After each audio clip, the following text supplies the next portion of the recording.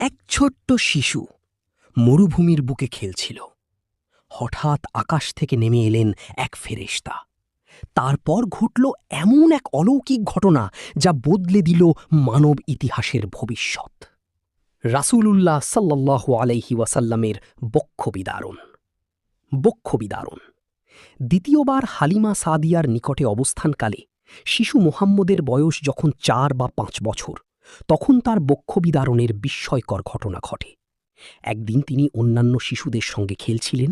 এমন সময় ফেরেশতা জিবরাইল আলাইহিস সালাম এসে তাকে কিছু দূরে নিয়ে যান। এরপর তার বক্ষ মুবারক বিদীর্ণ করেন এবং হৃদয় বের করে জমজমের পানি দ্বারা ধৌত করেন। তারপর হৃদয় থেকে এক টুকরা জমাট রক্ত বের করে বলেন, হাদা হাদ্দুশ শাইতানি মিনকা, এটি তোমার মধ্যে শয়তানের অংশ। অতঃপর হৃদয়কে পূর্বের অবস্থায় স্থাপন করে বক্ষ পুনরায় জোড়া লাগিয়ে দেওয়া হয়। পুরো ঘটনাটি খুব অল্প সময়ের মধ্যেই সম্পন্ন হয়।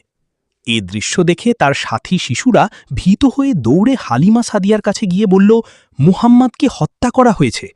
হালিমা ছুটে এসে দেখলেন তিনি ফ্যাকাশে মুখে দাঁড়িয়ে আছেন, তবে সম্পূর্ণ সুস্থ রয়েছেন। এরপর তিনি তাকে বুকে জড়িয়ে বাড়িতে নিয়ে যান এবং সেবা যত্ন করতে থাকেন। এই অলৌকিক ঘটনার পর হালিমা অত্যন্ত ভীত হয়ে পড়েন এবং কিছুদিন পর তাকে তার মাতা আমিনার নিকট ফিরিয়ে দেন। তখন রাসূলুল্লাহ সাল্লাল্লাহু আলাইহি ওয়াসাল্লামের বয়স প্রায় ৫ বছর ছিল। পরবর্তীতে মিরাজে গমনের পূর্বেও তার বক্ষবিদারণের ঘটনা সংঘটিত হয়।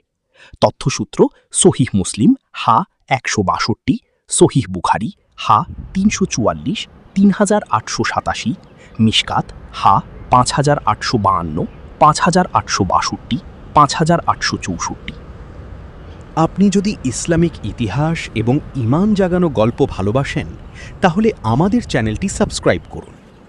এখানে আমরা তুলে ধরি ইসলামের গৌরবময় ইতিহাস, কুরআন ও সহিহ হাদিস থেকে শিক্ষা ও অনুপ্রেরণামূলক ঘটনা এবং সেই মহান ব্যক্তিদের কাহিনী যারা মানবজাতিকে সত্যের পথে ডেকেছেন।